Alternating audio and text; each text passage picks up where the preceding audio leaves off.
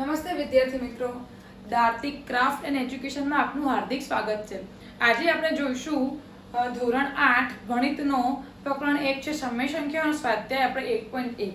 લખાણ નંબર 1 છે યોગ્ય ગુણધર્મનો ઉપયોગ કરીને કિંમતો શોધો. આપણે અહીંયા ગુણધર્મનો ઉપયોગ કરીને કિંમતો શોધવાની છે. ખાસ સૂચના આપણને આપી છે યોગ્ય ગુણધર્મનો ઉપયોગ કરીને. માટે આપણે ગુણધર્મનો ઉપયોગ કરીને શોધશું. બરાબર? ચલો આપણે હવે અહીંયા જોઈએ. આપણને રકમ છે -2/3 ગુણ્યા 3/5 વત્તા 5/2 -3/5 ગુણ્યા 1/6. તો આપણે પહેલા જોઈએ 3/5 વાળું એક પદ છે જેમાંથી 3/5 કોમન નીકળતું હોય. અહીંયા જુઓ -2 ગુણ્યા 3/5 એટલે આખું આ એક પદ છે. પછી અહીંયા પણ 3/5 ગુણ્યા 1/6 આખું પદ છે અને એક આ ત્રીજું અલગ પદ છે. એ રીતે થઈ શકે. અહીંયા આપણને વત્તા અને ઓછાથી બધા પદો જોડાયેલા છે. એટલા માટે આપણે હવે પહેલા કોઈ પણ બે પદને જોડે લાવીશું જે એક જ જેવા કોમન નીકળતું હોય એવા. તમે જોઈ શકો છો 3/5 કોમન નીકળે છે. માટે આપણે સૌપ્રથમ એ બે પદોને જોડે લાવી દઈશું. -2 ગુણ્યા 2/3 અને 3/5 એક થઈ ગયું. અહીંયા જુઓ માઇનસ છે એટલે -3/5 ગુણ્યા 1/6 અને વધશે 5/2. એટલે આપણે આ કયો નિયમ વાપર્યો? ક્રમનો ગુણધર્મ આપણે એમાં વાપર્યો કે અમે કોઈ ક્રમ ઉલટ-સુલટ કરીએ. આપણે સમય સંખ્યાની સરવાળા બાદબાકીમાં ક્રમ ઉલટ-સુલટ કરીએ. ક્રમ આપણે બદલ્યો એટલા માટે ક્રમનો નિયમ આપણે વાપર્યો.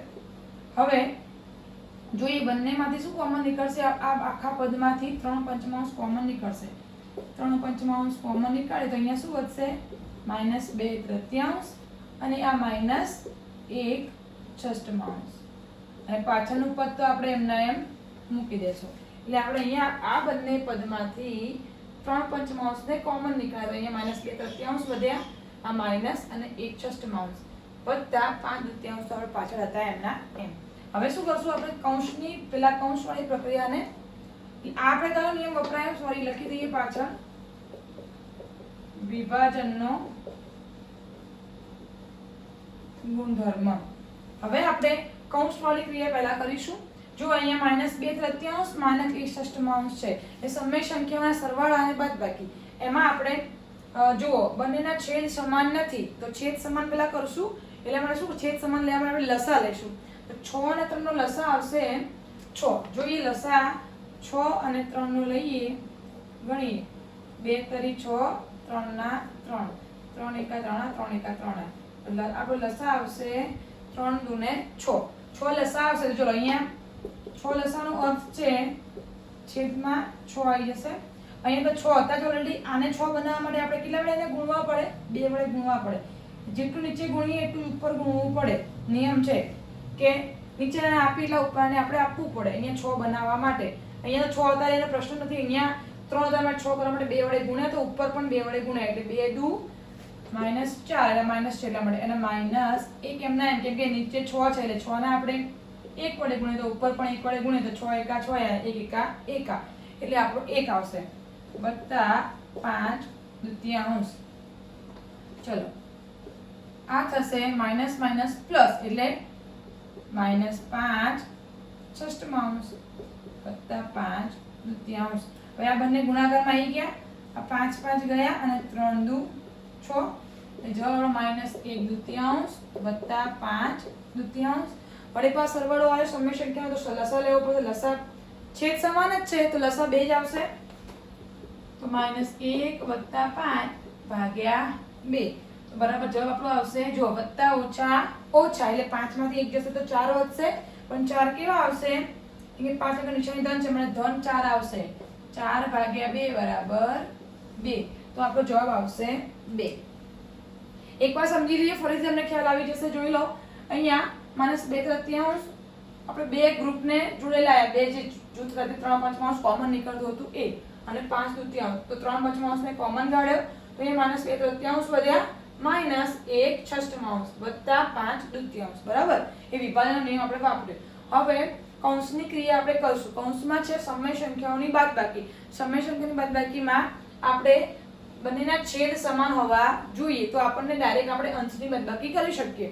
અહીંયા છેદ સમાન છે નહીં તો શું કરશું? છેદ સમાન કરવા માટે લસા લેશું. માટે આપણે લસા લીધો 3 ને 6 લસા આવ્યો આપણો 6 લસા આવ્યો. અહીંયા 3 છે પણ 6 બનાવવા માટે એને 2 વડે ગુણવા પડે.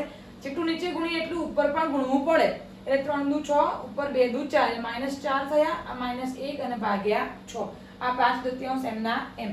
ચલો હવે ઓછા ઓછા વત્તા એટલે 4 ને 1 5 થશે. પણ નિશાની કઈ આવશે? સૌથી મોટી સંખ્યા નિશાની હોય એ નિશાની આપણા જવાબમાં આવે. એટલે -5 ષષ્ઠમાંશ જવાબ આવ્યો વત્તા 5/2. હવે પાછું ગુણાકાર કરો. 3 દુ 6 અને 5 5 ઉડી ગયા એટલે -1/2 વધ્યા વત્તા 5/2. વળી ભાઈ સમય સંખ્યાનો સરવાળો આવ્યો તો છેદ સમાન જુઓ. છેદ સમાન તો છે જ ઓલરેડી, તો એમને મૂકી દો. -1 + 5 ભાગ્યા 2. હવે ઓછા વત્તા ઓછા એટલે બાદબાકી થશે. 5 માંથી 1 જશે તો વધશે 4. પણ 4 કેવા આવશે? સૌથી મોટી સંખ્યા કરતી નિશાની હોય એવા જ આપણી જવાબમાં સંખ્યા આવે એટલી નિશાની આવે તો 4 ભાગ્યા 2 બરાબર આપણો જવાબ આવશે 2. તો વિડીયોને પોઝ કરીને દાખલો તમે ગણી શકો છો. દાખલો 2 છે 2 પંચમાંશ ગુણ્યા -3 સપ્તમાંશ માઇનસ 1 ષષ્ઠમાંશ ગુણ્યા 3 દૂતીયાંશ વત્તા 1/14 ગુણ્યા 2 પંચમાંશ. ટૂંકમાં આપણને આખા આ 3 અલગ અલગ પદ આપેલા છે. હવે આપણે કોઈ પણ બે પદ જેમાં કોમન નીકળ્યો હોય બે પદને ભેગા કરશો જોઈએ. 2 પંચમાંશ છે તો અહીંયા 2 પંચમાંશ છે તો આપણે એ બે પદોને જોડે લાવી દઈશું. તો 2 પંચમાંશ ગુણ્યા -3 સપ્તમાંશ વત્તા 1/14 ગુણ્યા 2 પંચમાંશ ઓછા 1 ષષ્ઠમાંશ ગુણ્યા 3 દૂતીયાંશ. કયો નિયમ વાપર્યો આપણે? ક્રમનો ગુણધર્મ. ચલો હવે આપણે આ બે પદની આપણને જરૂર છે કેમ કે 2 પંચમાંશ આપણે જોવે છે એટલા માટે. તો પછી આપણે આ પદમાંથી ઉડાડશું છે ઉડતા હોય તો 3 દુ 6 ઉડે છે એટલે આપણે તે ઉડાડી નાખ્યો. ચલો હવે અહીંયા આમાંથી 2 પંચમાંશ કોમન કાઢીએ. 2 પંચમાંશ કોમન કાઢ્યા શું વધશે? -3 સપ્તમાંશ વત્તા 1/14 અને આમાં આવશે 1/4. આપણે ઉડાડવાનું હોય છે 3 દુ 6 એટલા માટે 1/4. ચલો હવે આપણે કયો નિયમ વાપર્યો? વિભાજનનો ગુણધર્મ. હવે આગળ જેવું જ આવ્યું. કૌંસમાં આપણને સમય સંખ્યાનો સરવાળો છે એટલે આપણે એનો ગુણધર્મ યુઝ કરીએ. 14 અને 7 છેદ સમાન કરવા માટે આપણે લસા લેવો પડે. 14 અને 7 નો લસા લઈએ તો લસા આપણો આવશે 14 લસા આવશે.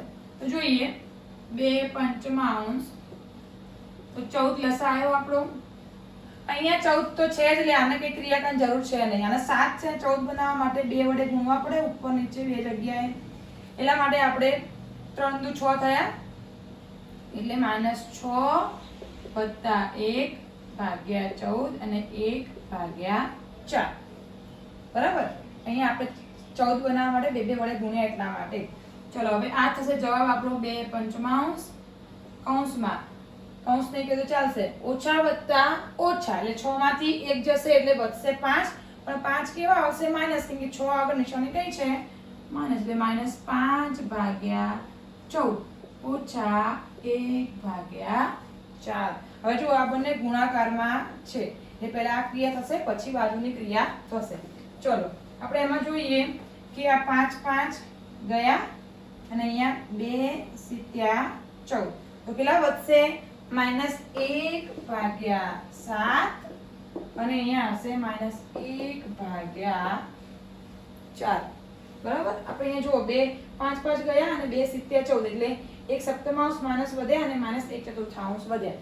હવે શું કરવાનું છે? આપણે 4 ને 7 નો લસા લઈએ તો 7 નો 4 નો લસા આવશે 28 લસા આવશે આપણો.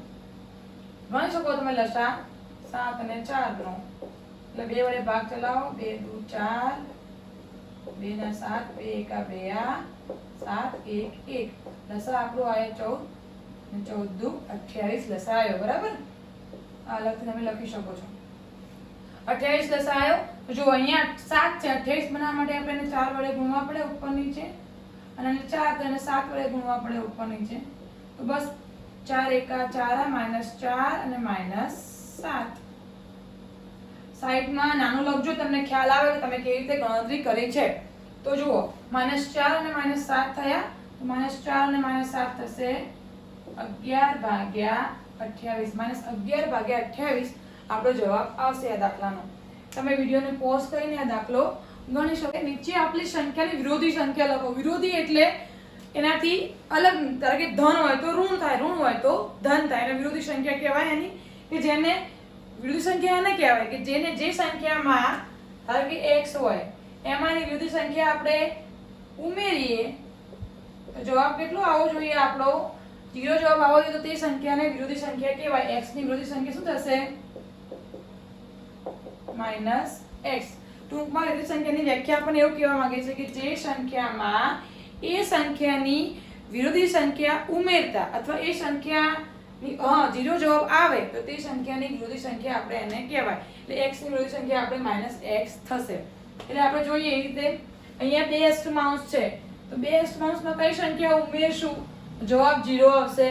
તો -2 અષ્ટમાંશ ઉમેરીએ તો એની સંખ્યા શું થશે? વિરોધી સંખ્યા થશે એની 2 અષ્ટમાંશની વિરોધી સંખ્યા બરાબર -2 અષ્ટમાંશ. એટલે રીતે ટૂંકમાં 2 અષ્ટમાંશમાં આપણે કઈ સંખ્યા ઉમેરીએ તો જવાબ 0 આવે. તમને એવું કહેવામાં આવે કે 1 માં કઈ સંખ્યા ઉમેરવાથી 0 જવાબ થાય? તો આપણે 1 માં -1 ઉમેરીએ તો જવાબ કેટલો આવે? આપણો 0 આવે. તો -1 ને 1 ની વિરોધી સંખ્યા કહેવાય. તો આમાં રીતે લખવાનું છે. તો -5 નવમાંશની વિરોધી સંખ્યા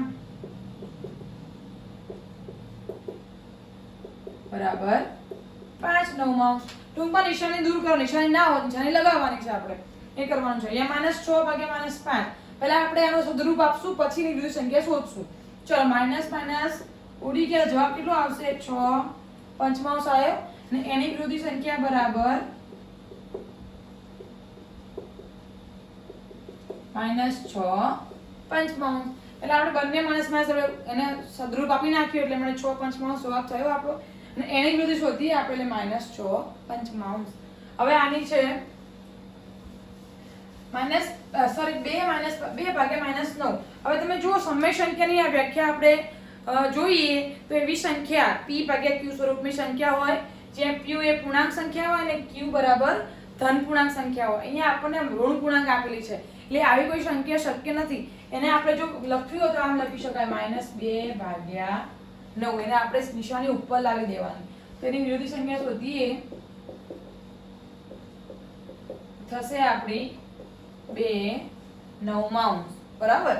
ચલો એના પછી આમાં પણ એવું જ છે એટલે -2 ઉપર લઈ જઈશું અને -19 ભાગ્યા 6. એની વિરોધી સંખ્યા બરાબર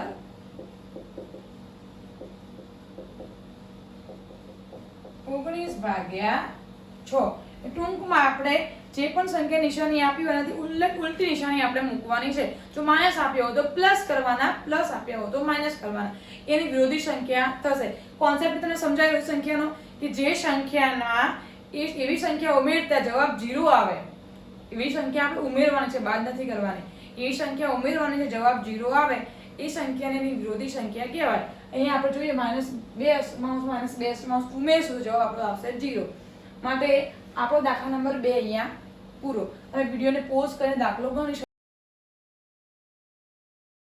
ચકાસણી કરો -x બરાબર x એટલે ઓછા x બરાબર x થાય એવું આપણે ચકાસણી કરવાની છે. આપણને અહીંયા બે આપે છે દાખલા. એક છે x બરાબર 11/15, બીજું છે x બરાબર 13/17. પહેલા આપણે જોઈએ દાખલા નંબર 1 માટે. તો ડાબા અને બરાબર જબા આપણે સાબિત કરવાનું છે. ડાબા બરાબર જબા. તો ડાબા શું છે આપણી માઇનસ ઇન્ટુ -x. એટલા માટે અહીંયા આપણે માઇનસ લખશું પહેલા અને x બરાબર શું આપણને આપ્યું છે -11/15. હવે આપણે જાણીએ છીએ કે માઇનસ માઇનસ પ્લસ. તમને ખ્યાલ હશે કે સૂત્ર આપણે જે minus minus plus plus plus બરાબર પ્લસ પ્લસ માઇનસ બરાબર માઇનસ અને માઇનસ પ્લસ બરાબર માઇનસ. આના આધારે આપણે માઇનસ માઇનસ પ્લસ એટલે ઓછા ઓછા શું થઈ જાય? વત્તા થઈ જાય. શું વધશે આપણો 11/15. એ તો આપણા શું છે x છે એટલે માટે આપણે ડાબા હતી બરાબર શું આવ્યું આપણું જબા આવી ગઈ. તો માટે આપણે કહી શકીએ કે -x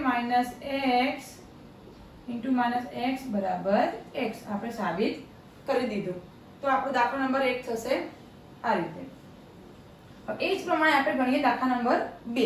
એમાં પણ ડાબા બરાબર જોઈ લઈએ. આપણને સાબિત શું કરવાનું છે? ડાબા આપી છે આ સાબિત આપણે એના બરાબર x કરવાનું છે. તો માઈનસ x ની કિંમત મૂકી દો અહીંયા 13 ભાગ્યા 17. અહીંયા જો માઈનસ માઈનસ પ્લસ એટલે 13 ભાગ્યા 17 બરાબર તો શું થશે આપણા x બરાબર જમણી બાજુ છે માટે માઈનસ x into x બરાબર x.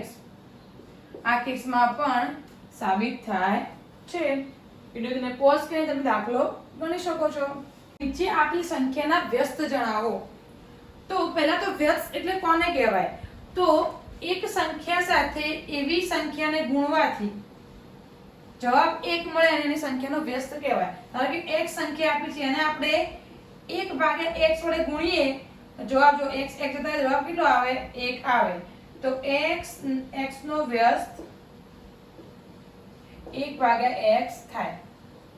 જો વ્યાખ્યા આપણે જોઈએ તો એવી એક સંખ્યાને એવી સંખ્યા વડે ગુણવાથી જવાબ જો આપણને 1 મળતો હોય, કોઈ પણ સંખ્યાને એવી સંખ્યા સાથે ગુણવાથી જવાબ 1 મળતો હોય તો તેને એ સંખ્યાનો વ્યસ્ત કહેવાય. અહીંયા આપણે x ને 1 ભાગ્યા x વડે ગુણ્યો તો જવાબ આપણને 1 મળ્યો.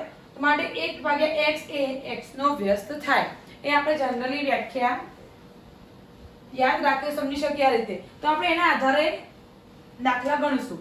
અહીંયા -13 છે. -13 ને એવી કઈ સંખ્યા વડે ગુણીએ તો જવાબ આપણને 1 મળે. જો અહીંયા +1 મળવાનો જવાબ આપણને જવાબ કેટલો મળવાનો છે? ધન 1. અહીંયા સંખ્યા આપી છે આપણને -13. મેં તમને આગળ જણાવ્યું કે minus minus plus plus plus is equal to plus plus minus equal to minus અને minus plus is equal to minus.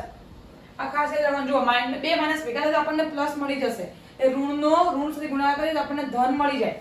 તો અહીંયા આપણે ગુણ્યા -1 ભાગ્યા 13 કરશું તો જો શૂન્ય આ 13 ઉડી જશે અને માઈનસ પર ઉડી જવાબ કેટલો આવશે? આપણો 1 જવાબ મળશે. માટે આપણે 13 નો -13 નો વ્યસ્ત લખવો હોય તો શું થાય? -13 નો વ્યસ્ત બરાબર -1 ભાગ્યા 13. એ રીતે. ચલો આ સંખ્યાનો વ્યસ્ત ટૂંકમાં સંખ્યાને આપણે ઉલટાઈ દેવાની છે. નિશાની આપણી 1 માઈનસ છે તો માઈનસ બીજી એક લાવી હોય તો પછી આપણને ધન 1 જવાબ મળશે. એટલે -19 ભાગ્યા 13. આ નિશાની બદલવાની નથી. આમાં માત્ર સંખ્યાને ઉલટાઈ દેવાની છે.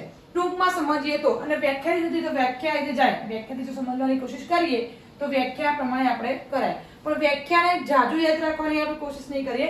માત્ર સમજીશું કે આપણે જો વિરોધી સંખ્યાને વ્યસ્ત આપી હોય તો એ સંખ્યાને આપણે ઉલટાઈ દેશું. નિશાની બદલીશું નહીં. જો વિરોધી પૂછીશું વિરોધીમાં નિશાની બદલવાની છે, બાકી સંખ્યાને ઉલટાવવાની નથી. જો વિરોધી આપણે આગળ જોયું. અહીંયા વ્યસ્ત છે, અહીંયા વ્યસ્તને આપણે સંખ્યાને ઉલટાઈ દેવાની છે. તો જો 1/5 નો વ્યસ્ત શું થશે? 1/5. ચલો એ જ પ્રમાણે પહેલા આપણે સંખ્યાનું સાદુરૂપ આપશું પછી એની વ્યસ્ત શોધશું. ચલો પહેલા ઉપર નીચે ક્યાંય ઉડતું નથી. ઓછા ઓછા વધતા થઈ જશે. ઉપર 5 તારી 15 અને નીચે આવશે 8 સીત્યા 56. બરાબર. આપણે સાદુરૂપ આપી નાખી પહેલા સંખ્યાનું. એનો વ્યસ્ત શોધીએ આપણે. તો આવશે 56 ભાગ્યા 15. અથવા તો આ રીતે લખવું હોય, આના જેમ લખવું હોય તો અથવા કઈ લખાય. આની ઉલટી થશે -8/5 ગુણ્યા -7/3. આ પણ જવાબ થાય. જે પણ તમારે પાછળ જવાબ આપે તમે લખી શકો છો. આ પણ લખો કાં તો એનું સાદુરૂપ આપીને આપણે લખ્યું છે. બંનેમાંથી કોઈ પણ જવાબ શક્ય બની શકે. ચલો નેક્સ્ટ છે. એમાં પણ આપણે એ જ કરશું. એ -1 છે અને -2/5 છે. તો માઈનસ માઈનસ પ્લસ તો જવાબ આવશે આપણો 2/5 એટલે સાદુરૂપ આપીએ એટલે. અને એનો વ્યસ્ત શોધીએ આપણે તો આવશે 5/2. બરાબર. કે માઈનસ માઈનસ પ્લસ થઈ ગયું એટલે નિશાની આપણી પ્લસ થઈ ગઈ અને 5/2 એને ઉલટાઈ નાખ્યો એટલે આપણો જવાબ આવી ગયો. ચલો એ જ પ્રમાણે -1 નો વ્યસ્ત પૂછ્યો છે તો -1 નો વ્યસ્ત થશે -1 જ. સમજ્યા? કેમ કે 1 ભાગ્યા 1 કરવા જઈએ આપણે તો જવાબ તો આપણો -1 જ આવવાનો છે. એટલે -1 નો વ્યસ્ત થશે -1. એ જ પ્રમાણે 1 નો વ્યસ્ત પૂછાય તો 1 નો વ્યસ્ત પણ 1. એટલે એક સંખ્યા છે એનો ગુણાકાર 1 થી કરીએ તો જવાબ આપણને 1 જ મળે. અને ભાગાકારમાં પણ એવું થાય -1 ભાગ્યા 1 1 ભાગ્યા 1 તો આપણને જવાબમાં 1 જ મળે છે. -1 ભાગ્યા -1 કરો તો આપણને 1 જવાબ મળે. -1 ભાગ્યા 1 કરો તો -1 જવાબ મળે. એટલા માટે વ્યસ્ત આ રીતે ગણી શકાય. ટૂંકમાં વ્યસ્તમાં છે આપણે સંખ્યાને ઉલટાઈ દેવાની છે, એની નિશાની બદલવાની નથી. જો આવો કોઈ કેસ આપ્યો હોય તો આપણે સાદુરૂપ આપી અને પછી આપણે એનો વ્યસ્ત લખીશું. વિડીયોને પોઝ કરીને તમે દાખલો ગણી શકો છો.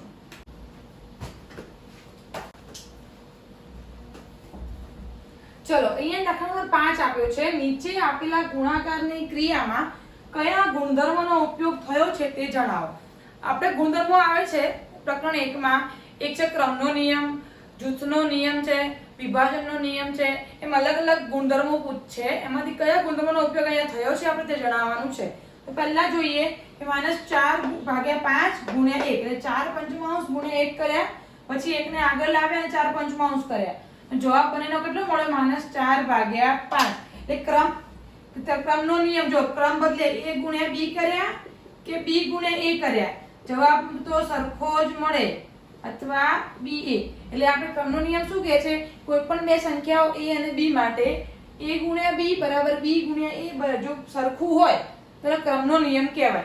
તો અહીંયા આપણને એવું આપ્યું છે કે જુઓ, બંને -4 પંચમાંશ ગુણ્યા 1 અથવા 1 ગુણ્યા -4 પંચમાંશ લખ્યા તો જવાબ તો બંનેનો સરખો મળે. તો કયો નિયમ વપરાયો છે? તો ગુણાકારના માટેનો ક્રમનો નિયમ. આમાં ગુણાકાર માટેનો ક્રમનો નિયમ અહીંયા વપરાયેલો છે. ચલો, એક પ્રમાણે નીચે જુઓ તમે. -13 ભાગ્યા 17 ગુણ્યા -2 ભાગ્યા 7. -2 ને આપણે આગળ લાવ્યા ગુણ્યા -13 ભાગ્યા 17. આ બંને સમાન છે. એ બરાબરની નિશાની એટલા માટે કે બંનેની વેલ્યુ સમાન છે એવું કહેવા માંગે છે. બાકી આપણે જેમને બરાબર લખી શકીએ નહીં. બરાબર લખવાનો પણ એક નિયમ છે કે વચ્ચે બરાબર લખ્યું તો બંને આ અને આ, ડાબા અને જબા બંને સમાન છે એવું કહેવા માંગે છે. એવું કયો નિયમ કહે છે? તો આપણે એટલે લખીએ સમય સંખ્યા માટેનો ક્રમનો નિયમ. સમય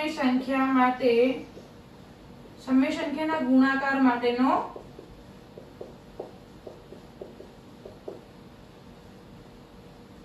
ક્રમનો નિયમ, અથવા તમે એકલો ક્રમનો નિયમ પણ તમે લખી શકો છો. પણ આપણે અહીંયા સમય સંખ્યા છે તો એના માટે ક્રમનો નિયમ લખ્યો આપણે. આ પણ ક્રમના નિયમનું પાલન કરે છે આપણે એવું થાય, એમાં એનો ઉપયોગ થયો છે ક્રમના નિયમનો.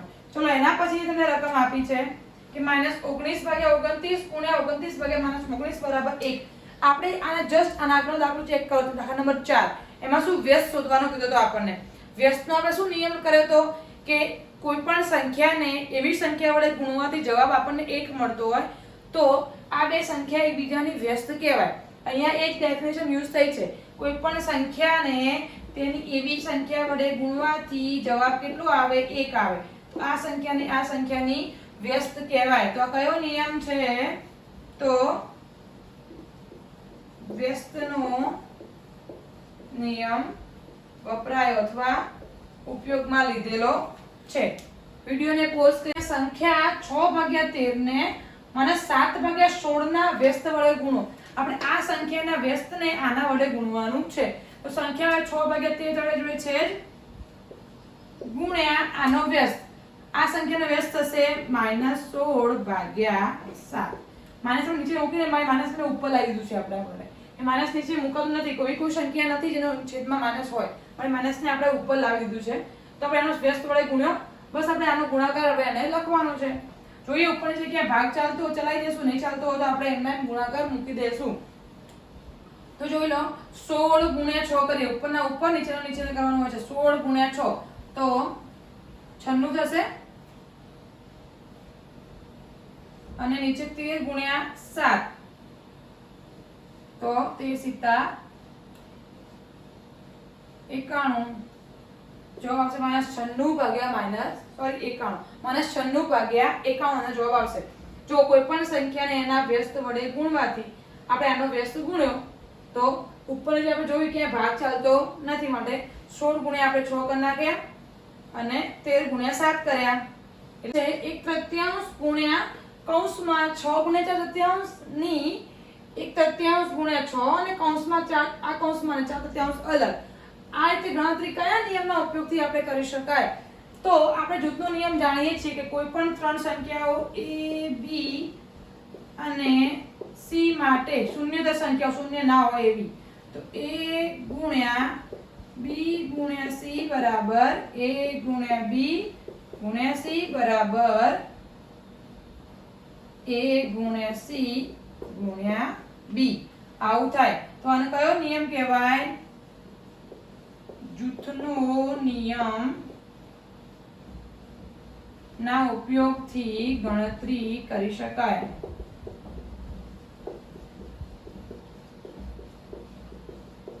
તમે જો આમાં જૂથનો નિયમ વપરાયો છે।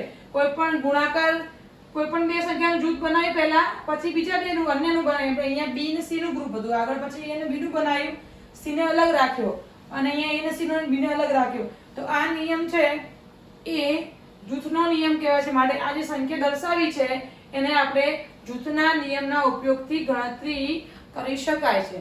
વિડિયોને પોઝ કરી દાખલો તમે ગણી શકો। અહીં આપણને કીધું છે શું 8 નવમાંશ એ સંખ્યા -1 પૂર્ણાંક 1 અષ્ટમાંશનો વ્યસ્ત છે? કેમ અથવા કેમ નહીં? જો છે તો કેમ છે, નહીં તો કેમ નહીં, એ આપણે એ દર્શાવવાનું છે। ચલો જોઈએ આપણે પહેલા આપણે આ સંખ્યાનું સાદુરૂપ આપી દઈએ। તો એક તો 8 નવમાંશ છે, અહીંયા -1 પૂર્ણાંક 1 અષ્ટમાંશ એટલે 8 * 8 8 ને 1 9 એટલે -9 અષ્ટમાંશ થશે। તો આ 8 નવમાંશ છે એ -9 અષ્ટમાંશનો વ્યસ્ત છે એવું કીધું છે। તો આ સંખ્યા તો આમ તો આપણે 8 નવમાંનો વ્યસ્ત લખીએ, 8 નવમાંશનો વ્યસ્ત બરાબર 9 અષ્ટમાંશ થાય છે। અહીંયા આપણને -9 અષ્ટમાંશ આપ્યું છે।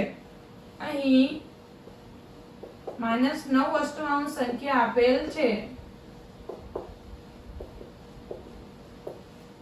માટે આપણે કહી શકીએ કે 8 નવમાંશ એ -1 પૂર્ણાંક 1 અષ્ટમાંશનો વ્યસ્ત નથી। ખ્યાલ આવ્યો તમને? જોઈ શકો છો કે આપણે 8 નવમાંશ આપણને આપી છે, આનો સાદુરૂપ આપી 8 * 8 8 ને 1 9 -9 અષ્ટમાંશ થાય। તો અહીંયા આપણને 8 નવમાંશનો વ્યસ્ત થશે 9 અષ્ટમાંશ। અહીંયા -9 અષ્ટમાંશ આપે છે માટે બંને સમાન નથી, માટે 8 નવમાંશનો એ -1 પૂર્ણાંક 1 અષ્ટમાંશનો વ્યસ્ત નથી। અહીંયા છે શું 0.3 એ 3 પૂર્ણાંક 1 તૃતીયાંશનો વ્યસ્ત છે? કેમ અથવા કેમ નહીં આપણે સાદુરૂપ આપીએ, હોય તો હા પાડી, ના હોય તો આપણે ના પાડીશું। તો જોઈએ ચલો 0.3 દશાંશ સંખ્યાને આપણે પહેલા આપણો થઈ દઈએ।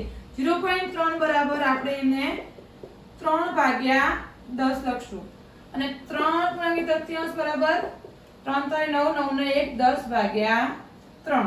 તો જુઓ 3/10 ગુણ્યા 10/3 બરાબર શું મળે છે આપણને? 1 મળે છે, જે આપણી વ્યસ્ત સંખ્યાનો ગુણધર્મ દર્શાવે છે। માટે આપણે કહી શકીએ કે 0.3 એ 3 પૂર્ણાંક 1 તૃતીયાંશનો વ્યસ્ત છે। માટે આનો જવાબ આવશે તો છે આપણને અમુક વાક્યો આપણે એના જવાબો લખવાના છે। અહીંયા આપણને આપ્યું છે કે એવી સમય સંખ્યા કે જેનો વ્યસ્ત હોય નહીં। તમે એવી સંખ્યા વિચારો સમય સંખ્યા જેનો વ્યસ્ત ના મળે, તો એવી આવશે સમય સંખ્યા 0 અથવા 0 એની સમય સંખ્યા મળે નહીં। છેદમાં કોઈ પણ સમય સંખ્યા એવી ના હોય છેદમાં 0 હોય, એટલા માટે આ 0 એવી સમય સંખ્યા જેનો આપણને વ્યસ્ત મળતો નથી। ચલો બીજું છે એવી સમય સંખ્યાઓ કે જેના વ્યસ્તને સમાન હોય। એ સંખ્યાઓના વ્યસ્તને સમાન છે। એક તો આપણે 1 અને -1 એકનો વ્યસ્ત થશે આપણો 1 જ થશે અને -1 નો વ્યસ્ત પણ -1 થશે। માટે 1 અને -1 એવી સંખ્યાઓ છે જેમના વ્યસ્તને સમાન છે। તો એના પછી છે એવી સમય સંખ્યા કે જે તેના વિરોધીને સમાન હોય। એના વિરોધીને સમાન હોય એ સમય સંખ્યા કઈ છે? તો 0 એ એના વ્યસ્તને એના વિરોધીને સમાન હોય છે। -0 તમે ક્યારે જોયું ના હોય, એટલે માટે 0 અને -0 સમાન જ છે। અને 0 એવી સમય સંખ્યા જેના વિરોધીને પણ સમાન છે। વિડિયોને પોઝ કરી તમે દાખલો ગણી શકો છો, તો આનો જવાબ લખી શકો। દાખલા નંબર 11 છે ખાલી જગ્યાઓ પૂરો। અહીંયા છે 0 નો વ્યસ્ત। 0 નો વ્યસ્ત આપણે 1/0 થાય, પણ આવી કોઈ સંખ્યા મળી શકે? તો 0 નો વ્યસ્ત મળે નહીં, ના મળે। 0 નો વ્યસ્ત 1/0 અવ્યાખ્યાયિત પદ છે। કોઈ પણ સંખ્યાની છેદમાં 0 સંખ્યા હોઈ શકે નહીં, એ વ્યાખ્યાયિત નથી, માટે અહીંયા 0 શૂન્યનો વ્યસ્ત મળશે નહીં, એ ના મળે. સંખ્યાઓ ખાલી જગ્યા અને ખાલી જગ્યા પોતાના જ વ્યસ્ત છે, તો 1 અને -1 આપણે આગળ જોયું કે આ બે સંખ્યાઓ પોતાના જ વ્યસ્ત છે. ચલો -5 ની વ્યસ્ત સંખ્યા શું થશે? -1/5. ચલો 1/x ની વ્યસ્ત સંખ્યા શું થશે? અહીંયા x નોટ ઇક્વલ ટુ 0. જો તમને અહીં શરત આપી છે x is not equal to 0. આ સંખ્યામાં x 0 છે નહીં. જો 0 હોય તો એ સંખ્યા મળે જ નહીં, એવી કોઈ સંખ્યા આપણે આગળ જોયું. એટલે માટે 1/x ની વ્યસ્ત સંખ્યા શું થશે? તો x થશે. ચલો બે સમય સંખ્યાનો ગુણાકાર હંમેશા સમય સંખ્યા જ મળે. આપણે આ સમરૂપતાનો ગુણધર્મ જોયો. સમરૂપતાના ગુણધર્મમાં આપણને આવે છે કે બંને સમય સંખ્યાનો ગુણાકાર આપણને સમય સંખ્યા જ મળે છે, માટે સમૃદ્ધ છે, એટલે માટે સમય સંખ્યા જ મળે. પછી છે ધન સમય સંખ્યાની વ્યસ્ત સંખ્યા ધન જ મળે. એમાં આપણે જોઈએ વ્યસ્ત સંખ્યામાં નિશાની બદલાતી નથી, એટલે ધન સમય સંખ્યાની વ્યસ્ત સંખ્યા ધન જ મળે છે. વિડિયોને પોઝ કરીને તમે આ દાખલો ગણી શકો છો. વિડિયો તમને પસંદ આવ્યો તો પ્લીઝ લાઈક, શેર અને સબસ્ક્રાઇબ. જો તમારે અન્ય આપણા સ્વાધ્યાય જોઈતા હોય તમે મારા વિડિયોના બેલ આઇકોન ઉપર ટિક કરજો, જે તમને મારી નવા વિડિયોઝ તમને મળતા રહેશે. Thank you.